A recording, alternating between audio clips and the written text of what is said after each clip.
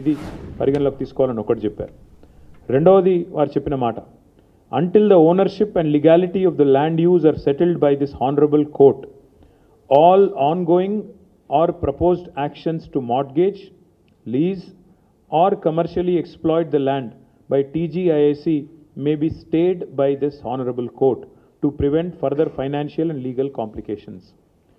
ఈ విషయం తేలేదాకా, ఈ విషయం ఓనర్షిప్ విషయం కానీ, legality of the land use అంటే అక్కడ అడవి ఉండగా కూడా అడవిని ధ్వంసం చేసి కట్టొచ్చా లేదా అనేది కానీ తేలేదాకా, సుప్రీంకోర్టు తేల్చేదాకా all ongoing or proposed actions to mortgage, to lease or to commercially exploit అంటే అక్కడ కట్టడాలు కానీ, తాకట్టు పెట్టడాలు కానీ, అట్లాగే లీజ్కి ఇవ్వడాలు కానీ, ఇవన్నిటిని కూడా తక్షణమే ఆపే విధంగా, స్టే చేసే విధంగా సుప్రీంకోర్టు చొరవ తీసుకోవాలని చెప్పి కూడా సెంట్రల్ ఎంపవర్డ్ కమిటీ నా రిపోర్ట్లో చెప్పింది.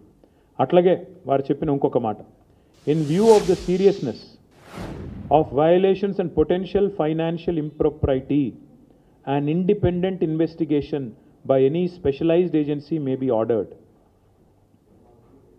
చెప్పిన మాట మళ్ళొకసారి రిపీట్ చేస్తాను, ఇది ఇంపార్టెంట్ మాట. వారు సెంట్రల్ ఎంపవర్డ్ కమిటీ ఇచ్చిన మాట ఏంటంటే, చెప్పిన రిపోర్ట్ ఏంటంటే, in view of the seriousness of the violations and potential financial impropriety, ఇక్కడ జరిగిన ఆర్థికపరమైన అవకతవకలు, ఇక్కడ జరిగిన ఉద్దేశపూర్వకమైన ఒక అరాచకత్వం ఏదైతే ఉందో దాన్ని దృష్టిలో పెట్టుకొని ఖచ్చితంగా మరి ఒక ఇండిపెండెంట్ ఇన్వెస్టిగేషన్, ఒక స్పెషలైజ్డ్ ఏజెన్సీ ద్వారా ఆర్డర్ చేయండి.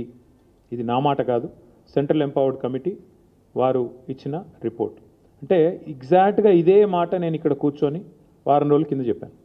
ఈ 10,000 కోట్ల కుంభకోణాన్ని బయటికి రావాలి అంటే, ఈ రాష్ట్ర ప్రభుత్వం చేసిన తప్పు బయటికి రావాలి అంటే RBI, serious fraud investigation office SFIO, CVC, CBI జోక్యం చేసుకోవాలి అని చెప్పి నేను ఇప్పటికే కోరినాను. వాళ్ళ మా వాదనను సమర్థిస్తూ, మా వాదన కరెక్టే అని చెప్తూ, ధృవీకరిస్తూ మరి ఇవాళ సెంట్రల్ ఎంపవర్డ్ కమిటీ ఇచ్చిన రిపోర్ట్ కూడా సుప్రీంకోర్టు చేతిలో ఉంది. కేంద్ర ప్రభుత్వం కూడా ఇప్పటికే పరిగణలోకి తీసుకొని ఉంటుందని మేము అనుకుంటా ఉన్నాం.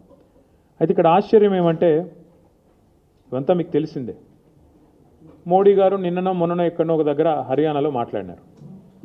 మోడీ గారిది ఎట్లుందంటే ఒక యాన్యువల్ సైకిల్ ఎక్కున్నట్టుంది. సంవత్సరానికి ఒకసారి మాట్లాడతాడు. పోయిన ఏప్రిల్లో మాట్లాడింది. పోయిన ఏప్రిల్ 2024లో ఏమన్నాడు, తెలంగాణలో RR ట్యాక్స్ వసూలు అవుతుంది. కరెక్ట్గా 1 ఇయర్ కిందట, దానికి వార్షికోత్సవం కూడా అయిపోయింది. RR ట్యాక్స్ వసూలు అవుతుంది, విచ్చలవిడి దోపిడీ జరుగుతుంది తెలంగాణలో.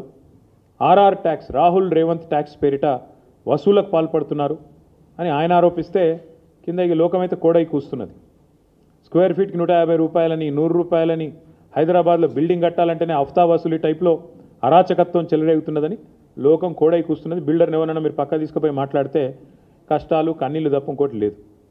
మోడీ గారు మాట్లాడి RR ట్యాక్స్ అన్నదానికి వార్షికోత్సవం అయిపోయింది. ఏప్రిల్ 24లో మాట్లాడిండు, 25 దాకా ఏం కార్వాయి లేదు, ఏం విచారణ లేదు, దానికి తదుపరి కార్యాచరణ ఏమీ లేదు. మళ్ళీ నిన్న మాట్లాడిండు ఏప్రిల్ 25, మళ్ళీ సంవత్సరానికి మెలకు వచ్చింది మోడీ గారికి.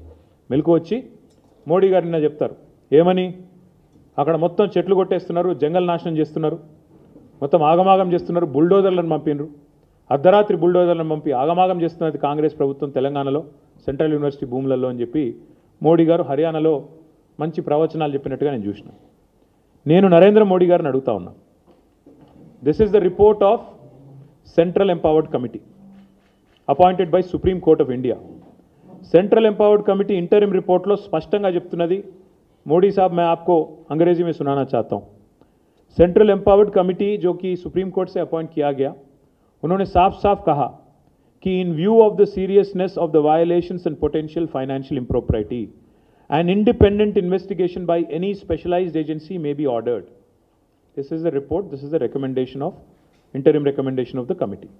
Now I am demanding BJP, I am demanding Prime Minister Modi, अगर आप तहे दिल से ये चाहते हो कि यहाँ के जो कांग्रेस हुकूमत ने जो गलत काम किया हैदराबाद सेंट्रल यूनिवर्सिटी में, इसका अगर सच बाहर लाना है, इसमें अगर जो दोषी है उनको अगर शिक्षा देना है, ये आपका अगर एजेंडा है, आपका अगर इच्छा है, मैं पूछना चाहता हूँ आपसे, हमारी पार्टी की तरफ से, सेंट्रल एम्पावर्ड कमेटी कहने के बाद साफ साफ कि यहाँ पे फाइनेंशियल इम्प्रॉपर्टी हैं, वायोलेशंस हुए हैं, आप क्यों खामोश हो?